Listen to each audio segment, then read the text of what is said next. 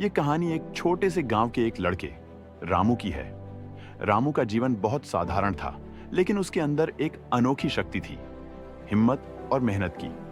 रामू का सपना था कि वह एक दिन बड़ा आदमी बनेगा, लेकिन उसके पास साधन नहीं थे, केवल मेहनत और मजबूत हिम्मत थी। रामू का परिवार गरीब था, लेकिन उसकी माँ उसे हमेशा एक बात कहती थी, बेटा, मेहनत करने से कोई भी काम मुश्किल नहीं होता, बस हिम्मत रखो और मेहनत करो।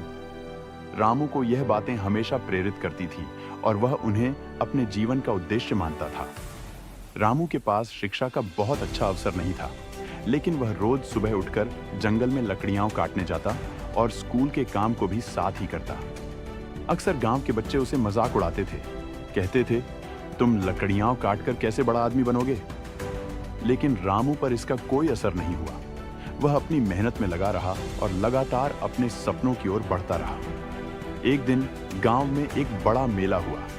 वहां एक बड़ा प्रतियोगिता का आयोजन किया गया, जिसमें केवल उस गांव के सबसे बड़े किसान को ही भाग लेने का मौका मिलता था।